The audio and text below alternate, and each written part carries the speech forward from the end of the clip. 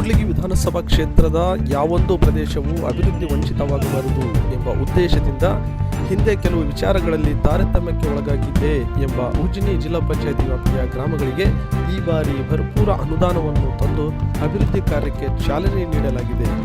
ಇನ್ನು ಕೇವಲ 2 ವರ್ಷದ ಒಳಗೆ ಸಂಪೂರ್ಣ ರಸ್ತೆ ಅಭಿವೃದ್ಧಿಯು ಹಾಗೂ ಸರ್ಕಾರಿ ಆಸ್ಪತ್ರೆಯಲ್ಲಿಯೇ ಉತ್ತಮ ಆರೋಗ್ಯ ಒದಗಿಸುವ ಗುರಿ ನನ್ನದಾಗಿದೆ ಎಂದು ಡಾಕ್ಟರ್ ಶ್ರೀನಿವಾಸ್ ಎನ್.ಟಿ. ಅವರು ಗುರುವಾರದಂದು ಹಮ್ಮಿಕೊಂಡಿದ್ದ ಉಜಿನಿ ವ್ಯಾಪ್ತಿಯ ಗ್ರಾಮಗಳ ಹಾಗೂ ಉಜಿನಿ ಗ್ರಾಮದ ಸಿಸಿ ರಸ್ತೆಗಳು, ಉಜಿನಿಯಿಂದ ಕೂಡ್ಲಿಗಿ ಮುಖ್ಯ ರಸ್ತೆ ಹಾಗೂ ಆಧುನಿಕ ಸರ್ಕಾರಿ ಆಸ್ಪತ್ರೆ ನವೀಕರಣಕ್ಕೆ 26,27,00,000 ಕಾಮಗಾರಿಗೆ ಗುದ್ದಲಿ ಪೂಜೆಯನ್ನು ನೆರವೇರಿಸಿ ಚಾಲನೆ ನೀಡುತ್ತಾ ಮಾತನಾಡಿದರು.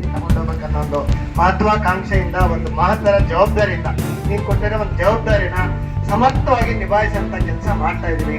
ಏನು ಸ್ವಲ್ಪ ನಮಗೆ ಮುಂಚೆ ಅನಿಸಿತ್ತು, ಸ್ವಲ್ಪ ಈ ಭಾಗಕ್ಕೆ ಅಸಮಾನತೆ ಆಗಿದೆ, ಅಭಿವೃದ್ಧಿಯಲ್ಲಿ ಸ್ವಲ್ಪ ಹಿನ್ನಡೆ ಇದೆ ಅಂತೇಳಿ ಅದನ್ನು ಮನವರಿಕೆ ಆಗಿ ನಾವು ಸುಮಾರು ಈಗ ನಮಗೆ ಏನು ಬಂದಿರೋ ಅನುದಾನದಲ್ಲಿ ನಮ್ಮ ಬಹುಪಾಲು ನಮ್ಮ ಉಜಿನಿ ಪಂಚಾಯಿತಿ ಭಾಗ ಆಲ್ಮೋಸ್ಟ್ ಇಲ್ಲಿ ಬಹುತೇಕ ರಸ್ತೆಗಳು ಸಂಪೂರ್ಣವಾಗಿ ಮುಂದಿನ 1 ವರ್ಷಗಳಲ್ಲಿ ತಾವು ಎಲ್ಲಾ ರೀತಿ ಸುವ್ಯವಸ್ಥಿತ ರಸ್ತೆಗಳನ್ನ ತಾವು ಕಾಣ್ತೀರಿ.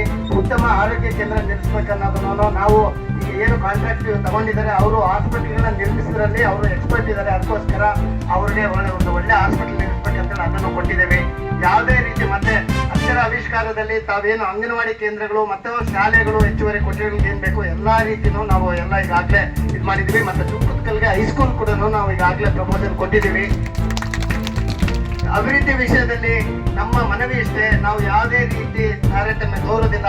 ಮುಂದಿನ ದಿನಗಳಲ್ಲಿ ನಮ್ಮ ಒಳ್ಳೆ ಕೆಲಸಗಳಿಗೆ ಖಂಡಿತ ತಪ್ಪು ಮಾಡಿದ್ರೆ ನೀವು ಯಾವುದೇ ನಮಗೆ ಪ್ರಶ್ನೆ ಮಾಡೋಕ್ಕೆ ನೀವು ಅರ್ಹರಿದ್ದೀರಿ. ಒಳ್ಳೆ ಕೆಲಸಗಳಿಗೆ ತಮ್ಮ ಬೆಂಬಲ ಸದಾ ಇದೆ ಅಂತ ಹೇಳ್ತಾ